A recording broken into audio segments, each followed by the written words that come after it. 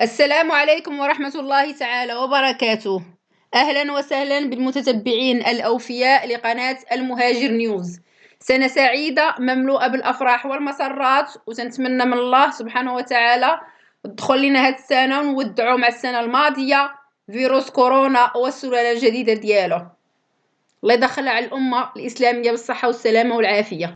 ويستمر مسلسل معاناة المغاربة في دول أوروبا، وموضوعنا اليوم هو موضوع هذا الولد بإيطاليا، وبالضبط في واحد المدينة اسم ديالها مونتي مارتشانو، في واحد الدار ما ساكنش فيها مولاها. لجأ ليها الولد اللي في عمره 35 سنة، وهو ذو سوابق عدلية. هرش السرجم ديال الكوزينة ودخل وبدل الساروت ديال الدار، والأدهى من ذلك أنه سرق الضو باش كان خدام. فرجع السيد لدارو لقاه أول حاجة دارها طبيعة هو أنه اتصل بالكرابينييري. الولد تقدم للمحاكمة وحكموا عليه ب5 شهور ديال الحبس، ولكن هذا ماشي عذر، ماشي اللي ضرو البرد وضرو الجوع يمشي يلجأ أنه يقتحم ديور الناس.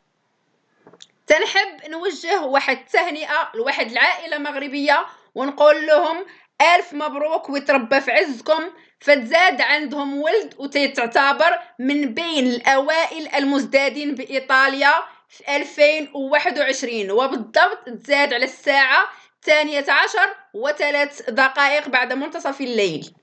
فيما يخص الكاشباك، ومع دخول السنة الجديدة باش تقدر تستافد من 10% ديال الريمبورسو، خاصك تقوم على الأقل ب50 عملية شراء في الفترة ما بين 1 في شهر 1 جنايو إلى 30 في شهر 6 جونيو كمرحلة أولى. أما الناس اللي اشتركات في كاشباك اللي فات يتسناو الخلاص في فبراير، يعني شهر 2. ودابا كما تتشوفوا قدامكم الى مشيتوا لاب ايو غتشوفوا هكذا كما في الصورة. ابتداء من اليوم وزارة الصحة الإيطالية عملات واحد الموقع باش الشعب الإيطالي يبقى على معرفة بأخبار التلقيح. من خلال هذا الموقع تقدر تعرف جميع المعطيات بالنسبة للمنطقة اللي انت ساكن فيها. غنخلي لكم الرابط ديال هذا الموقع للناس اللي حابة تبقى على دراية بالأمر. اجي نوريكم مثال من داخل الموقع. مثلا انا في هذه اللحظه اللي دخلت لهذا الموقع لا داتا 1 في شهر 1 2021 على الساعه 5:01.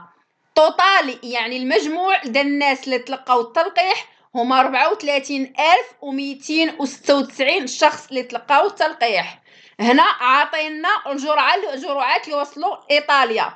27 دي تشامبري راه وصلت لإيطاليا 9750 جرعة من اللقاح، لكن ما بين 30 في شهر 12 حتى الأول في شهر 1 فإيطاليا توصلت بمجموع 469950 جرعة لقاح. كما تتشوفوا قدامكم فهذا الموقع فيه جميع الأقاليم الإيطالية وعدد الأشخاص اللي تلقاو اللقاح والجرعات اللي توصلت بهم كل منطقة على حدة. ما يمكنش ليا أنا نقرأ لكم كل منطقة لأنني غنطول الفيديو بزاف، فكل إنسان مهتم بشي منطقة يدخل ويكتشفها بنفسه. وكما تيبان لكم هنا فإن التوتالي ديال الفاكسيناسيوني كان 34296 مقسم ما بين النساء والرجال. النساء 19713، أما الرجال ف 14583. عجبتنيش. لما تنوصلوا آخر الموقع فإننا تنلاحظوا بأنهم جزء الناس اللي تلقات اللقاح إلى فئات. مثلا الفئة الأولى وهم الناس الأطر الصحية والطبية اللي خدامين في مجال الصحة، وهم 30305 أشخاص. أما بالنسبة للناس اللي ما لهم علاقة لا بالصحة لا بأي شيء هما 2103.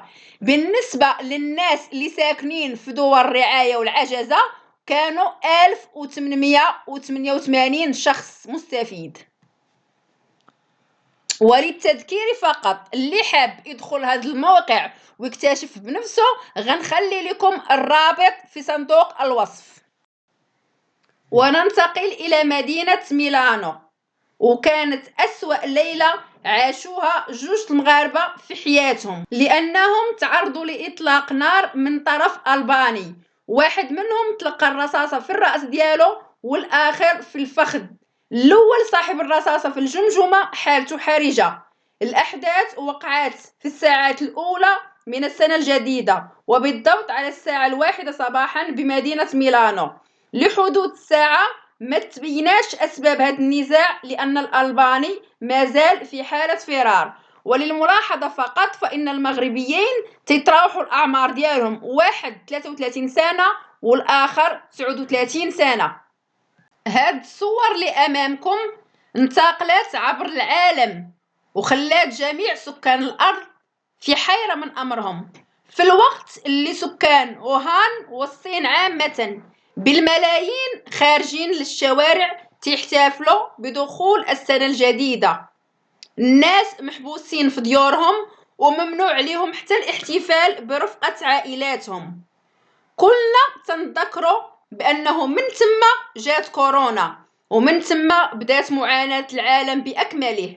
وصراحة خاص حكومات العالم تحرك باش تفهم كيفاش، وتتبقى علامة استفهام كبيرة جدا. مرة أخرى إيطاليا تتعرف ارتفاع في حالات الإصابات. في الحالات الجديدة ليوم الجمعة 1 يناير في إيطاليا هي كالتالي: ف 22211 عدد الإصابات، وحالات الشفاء 16877، والوفيات 462 حالة وفاة. كما تشوفوا أمامكم هذا تحذير من تطبيق الواتساب. في حالة إذا ما جاتك رسالة بحال هذه اللي تشوفوا قدامكم وفيها رابط أسفل، الواتساب تيحذركم من فتح الرابط، لأنه بمجرد فتحه تيتم سرقة كل بياناتكم من الهاتف، وعليه فإن هذه ماشي رسالة تهنئة وإنما فيروس.